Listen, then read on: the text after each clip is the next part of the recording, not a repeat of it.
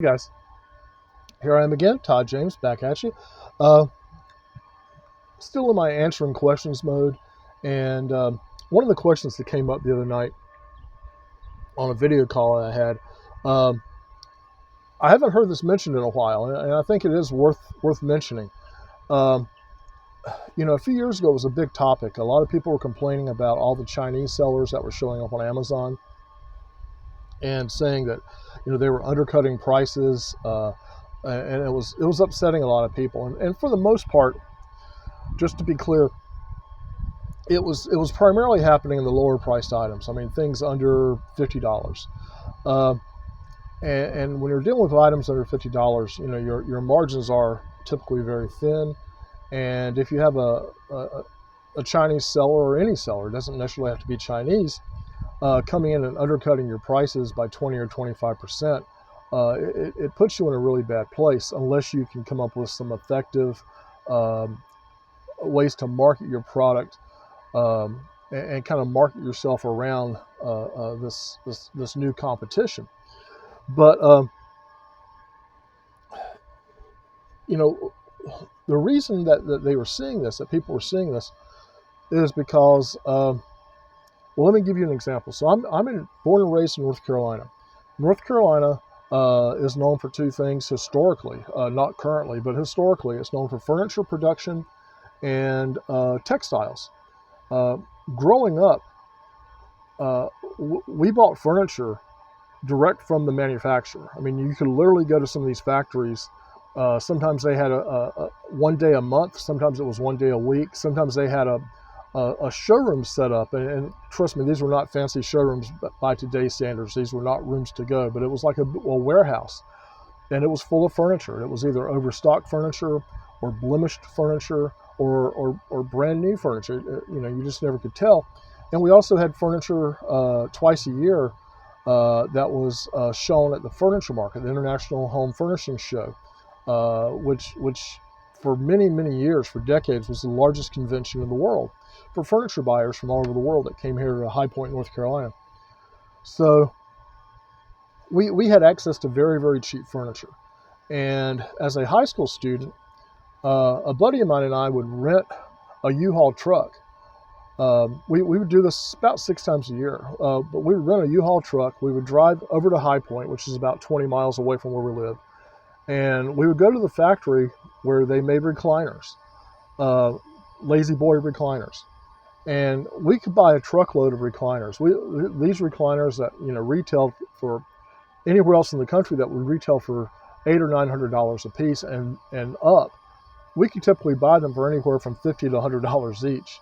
And we would put about 100 recliners on the back of this big old moving truck, and we would drive up into New Jersey, New York, Connecticut, New Hampshire, Rhode Island, Massachusetts, and stuff. And we would set up in a parking lot at a grocery store, or just any location we could find where we weren't going to be hassled, and we would sell out in a weekend. And moreover, we would carry a catalog with us of other types of furniture that we had access to, with pricing and everything. So while people were stopping to look at recliners, uh, they would go through the catalog, and we would take orders.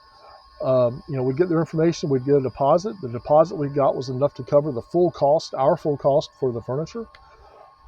We'd go back to the factory later that week. We'd pick up what we had bought, and a week or 2 weeks later, we would take it with us and deliver it back to that shopping center parking lot where we had met the people to start with. We had their contact information. We'd give them a call and say, hey, we'll be up there Saturday.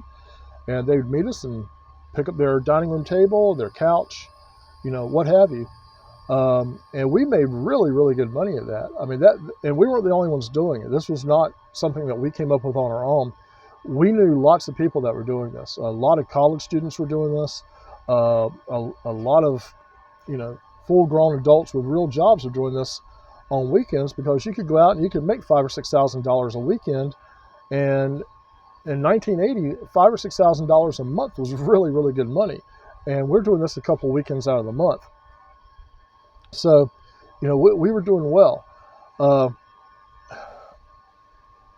So we had an advantage. That's what I want to convey to you. We had an advantage. Our proximity to the point of manufacture and our access to, these manufactured products at factory direct pricing, wholesale pricing, um, definitely gave us an advantage. If we had pulled our truck into a Lazy Boy uh, recliner showroom in New Jersey, they would have shot us because we could sell the exact same chair that they were selling for $1,100. We could sell it for $300 and make a killing off of it and feel like we had really done something. So, you know, pricing pressure uh, was a real thing, and we could really bring the pressure if push came to shove.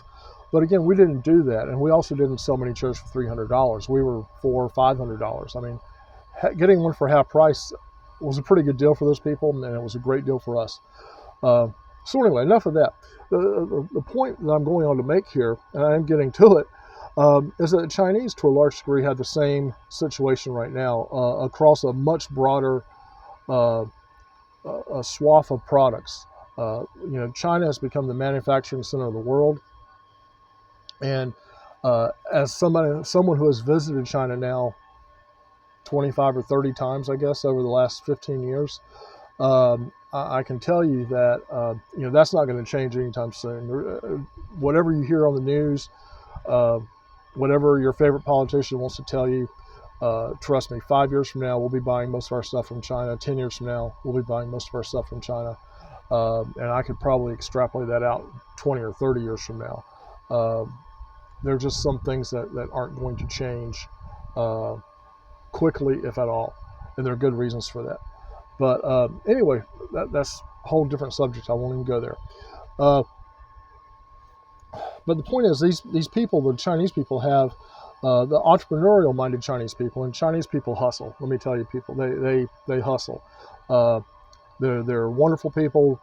They're really good people, and they are not afraid of work, and they're not afraid of going out there and having doors slammed in their face, or people point at them and laugh or whatever. But they will keep looking until they find what it is they want, and when they get it at the right price, they will turn around and sell it. And more power to them, because that's what I'm doing. That's what you should be doing, and there's enough room there for all of us to be successful. But anyway, the Chinese people have uh, access to backdoor pricing, factory direct wholesale pricing, and no matter how good you negotiate, uh, you're not going to get that same level of pricing dealing with a Chinese manufacturer via Alibaba, or even dealing with them directly. Uh, Alibaba is going to give you one level of access, and it's not necessarily a bad level. I'm not putting it down. That's where most people start sourcing products. Uh, but when you go direct to the manufacturer without having Alibaba as a middleman, when you have that level of comfort and the level of sophistication you need as a buyer in order to deal, there's a giant bee that just flew by me. Uh, but when you have the sophistication and experience as a buyer in order to deal directly with a manufacturer and not worry about getting ripped off or taken advantage of in some way, you'll get better pricing when you leave Alibaba as a platform. And then there's another level of pricing that exists, and that's the pricing I was talking about with the Chinese people that are buying.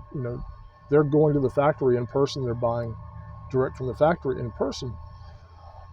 When you make that jump and you get on an airplane and you fly to Guangzhou, China for Canton Fair, and there you are. Maybe you're staying for, Canton Fair is broken up into 3 sections, spread out over a month. So maybe you're staying for 8 days for section 1, or 8 days for section 2, or 8 days for section 3.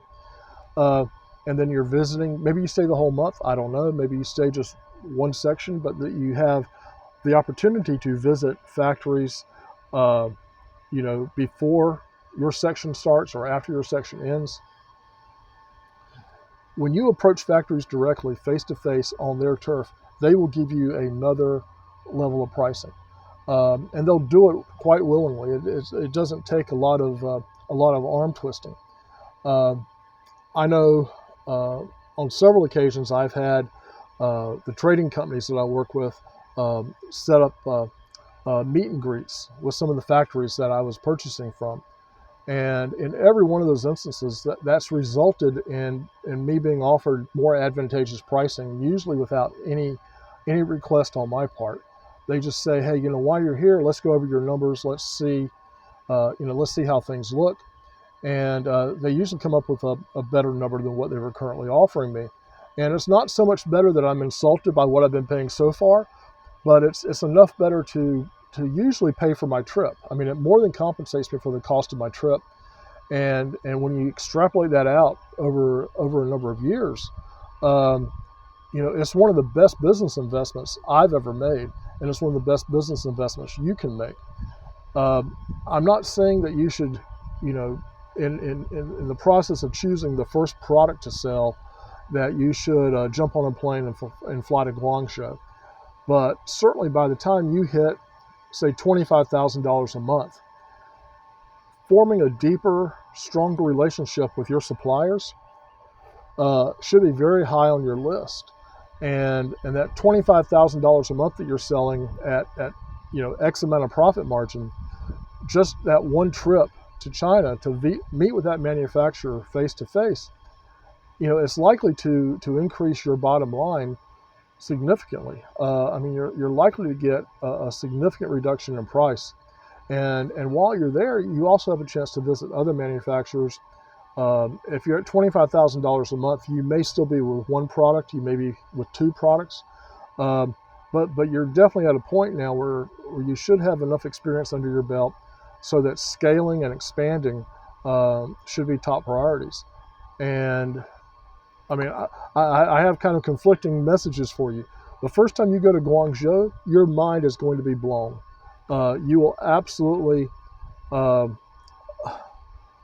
don't even know how to describe it. It's like being a gambling addict who's just been dropped off in Las Vegas with $10,000 in their hand. It's a very exciting time. It is absolutely amazing, and your mind will be blown. If you've come to Amazon as a seller because you understand the value that Amazon offers you as a platform, and you understand the potential to scale your store and your endeavor on Amazon, just massively over time. When you go to Guangzhou and go to Canton Fair, you're going to have to recalibrate everything you've ever thought about. You're going to realize that no matter how big you thought it was before, it's 10 times as big. And you are now, you're a global player. And if you're doing $25,000 a month and you've made that investment in yourself and in your business to fly to Guangzhou, you're going to come back the first time with more ideas than you can process. It's going to take you 6 months to really unwind everything. But if you can go back later that year, because they have them every April and every October, so if you go back to the next show, or maybe skip one and then go back the following year, you'll probably go in with a better plan, a better game plan. You'll probably go in, keep your feet under you the whole time, keep your mental balance in check. And I'm saying this out of personal experience. It is mind blowing. It really is. I've been to trade shows all over the world. There is nothing like Canton Fair. Nothing. The largest trade show in the United States is the International Home Builders Show. I've been 20 times. It is 10% the size of Guangzhou or Canton Fair. And you can't see all of the International Home Builders Show in a week. So when you go to Canton Fair, you need to plan. As much as you may want to see everything, you can't do it. You absolutely can't do it. You need to have products in mind, and then and they have people, they're separated into different areas. So you can go, just give you an example off the top of my head. If you're looking for wire shelving, for whether it's shelving for closets, wire shelving for restaurants, wire shelving for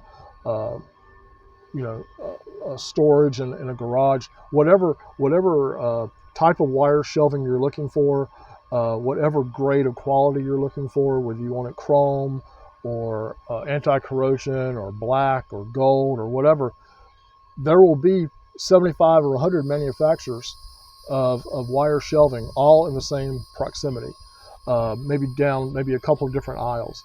So So you'll be able to go and get a lot of answers, get a lot of information, get it done very, very quickly. And while I am generally opposed in the U.S. to getting involved with hardcore negotiations at a trade show, because I always feel like anything they offer you at a trade show, they will offer you at a later time. When you're in China, things are a little bit different. There's no pressure, but by the same token, they are there to sell you stuff. And go in knowing what it is you want price-wise and be ready to negotiate. And I think you'll come back really, really pleased. And to finish this video, because it's gone on now for almost 20 minutes, to finish this video and bring us full circle, the point of all this is that at that point, when you've made face-to-face contact with your supplier and you have negotiated pricing, you have re-leveled the playing field. You are now getting the same pricing that you would get if you were a local, or so close to it that the difference doesn't matter anymore. So bear that in mind. My last plane ticket round trip from the East Coast was $2,100, and once you're there, things are cheap. I had a beautiful hotel room. One day I'll put some video up of the hotel room. It was a gorgeous hotel room, and it was $29 a night. But I mean, it was as nice as any hotel room I've ever stayed at in Las Vegas. It was Bellagio level hotel room for $29 a night, and food is cheap there. I'm a street food fanatic, so my total cost going there for a month was under $3,000, or right at $3,000, and I made that back on the first order I placed. So it's an investment in yourself that pays for itself over and over and over again for a long period of time, and it levels the playing field. It will take any kind of preferential pricing that you feel other people may have versus what you have. It will take that out of the equation, because now you're back on a level playing field. Your profit margins can go back up, and you can be happy again and eat fatty food and enjoy life. For what it's worth, the same thing is also true if you're looking at India, Mexico, Vietnam as supply sourcing areas. Although truthfully, China, the Chinese culture takes the idea of face-to-face contact and building a relationship. They take it to whole new levels, and it's one that I find very gratifying and very. I just wish all business people did things the same way they do things. But with that said, you'll find a very similar environment in Thailand, in Vietnam, Taiwan, India, and the various other countries. And if you're doing clothing and things of that nature, you may be looking at Bangladesh and Pakistan. These countries, it really is very much like doing business with an American manufacturer 40 or 50 years ago. Before everything here got so big and everybody got so big for their britches, they just wouldn't talk to a small guy anymore. If you weren't coming in with 500 brick and mortar stores, you're not even worth their time the way they act now. But it really harkens back to an earlier time in the U.S. when companies and brands wanted to do business with you. They were there to do business. They realized that you may start small, but in 5 or 10 years you might be something big, and they would make it work. You find that rampant outside the U.S. and all the countries that you're likely to be sourcing from. So keep that in mind. This is a lot to think about. I mean, I know I ramble a little bit, but it's my enthusiasm and just my sincere hope that a lot of you people out there watching this, whether you're young and you're just getting started, or you're middle-aged and you're starting to feel burned out because your life's not getting any easier, or maybe you're a little bit beyond middle age and you're thinking about retirement, or maybe you're at retirement already, there is a world of opportunity here for anyone that's willing to just follow some basic business best practices and invest in themselves. It doesn't take a huge amount of time. It doesn't take a huge amount of money.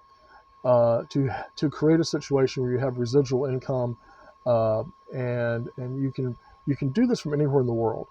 I'm finished here. I promise you, I'm getting off. But for those people out here that are on Social Security, and you're traveling around in a motorhome of one size or another, if you've got a $2 million motorhome, this video is probably not for you. But then again, maybe it is. I don't know.